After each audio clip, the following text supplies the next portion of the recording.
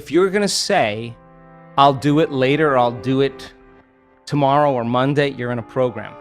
Yeah. Right? Because you actually should be doing it in the moment, right? Right. So then I assert that if you're not in the present moment, you're running a program.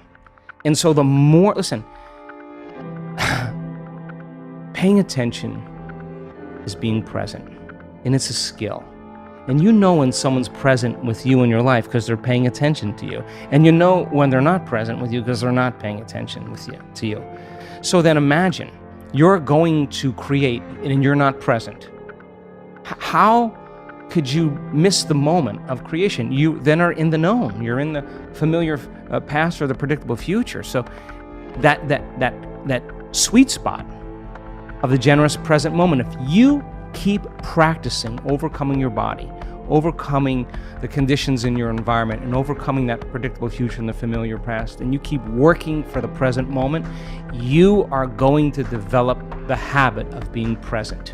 And if where you place your attention is where you place your energy, and you're in the present moment, you got a lot of energy to use. You got a lot of energy to execute. You got a lot of energy to design a destiny with. Well, look, I mean, I'll be the first person to say that we already know how to do this. Yeah. We are wired to be creators.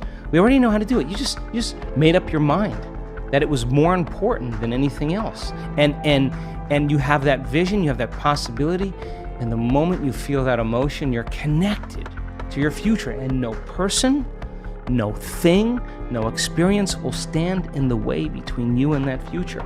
And it's feeling connected to your future, feeling the inspiration, the joy, feeling the exuberance, the love for your future every day is going to, just like your body follows your mind to the coffee maker, to the toilet every morning, to the known, your body is going to follow your mind right into that future because that's where your attention and your energy is.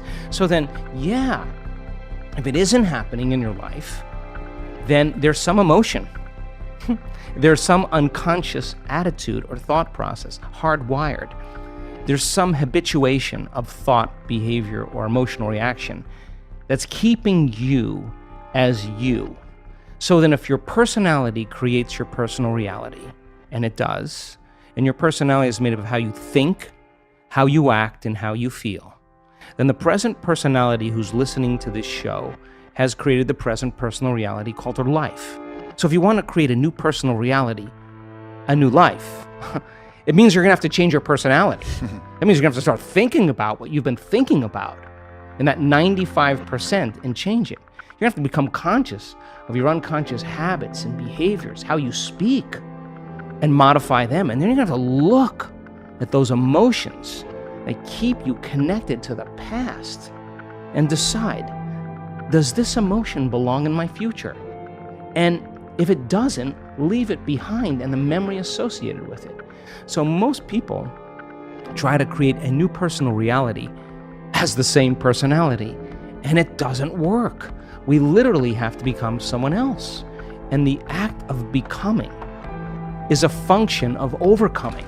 So that means you got to light a match in a dark place. And when you sit down and all of a sudden you hear those voices, I can't, it's too hard, I'll never change, it's my ex's fault, it's my boss's fault, I'm too this, I'm too that, I'm too old, I'm too tired, it's too late. And those are the thoughts that are the boundary of the known. And now you're stepping out into new territory, and the body that's been conditioned to be the mind emotionally is saying, don't leave the known here. Stick with guilt. It's much better. Stick with suffering. At least you can predict it. And yet your conscious mind is wanting to go for a ride, and your body's going, whoa. So then it may take a little time to help the body out of the past. It takes some time, right?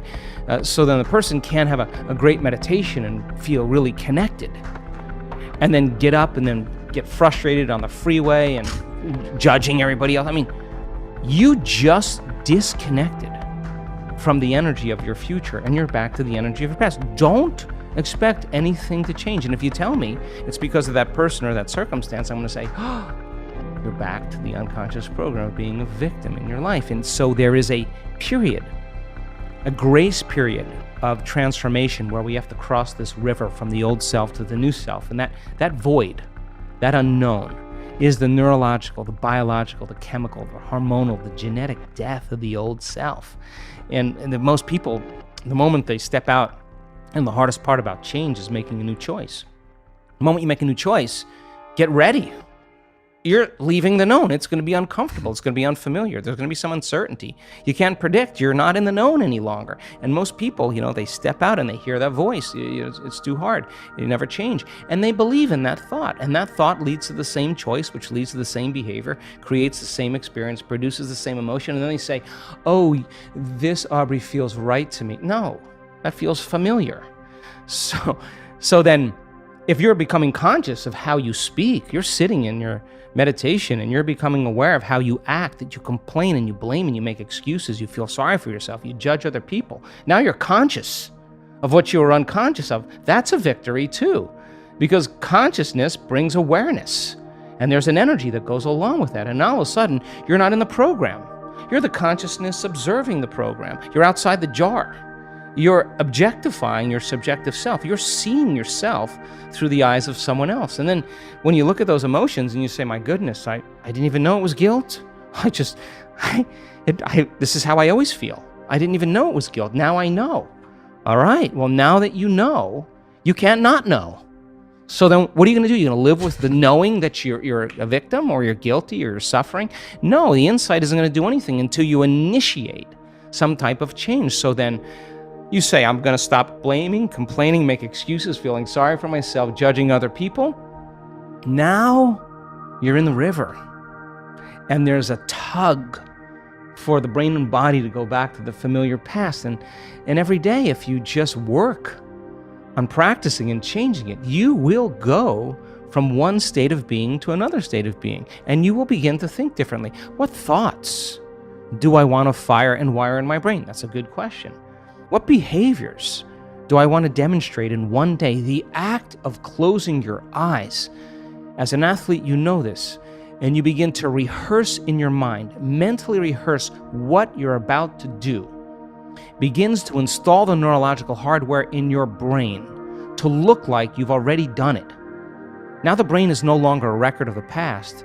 It's now a map to the future. And if you keep hitting that hardware over and over again, the hardware is going to become a software program. And who knows? You just may start acting like a happy person.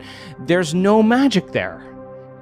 You're actually following suit of how you primed your brain. And it's no different than training in any sport or dancing the salsa or whatever you do.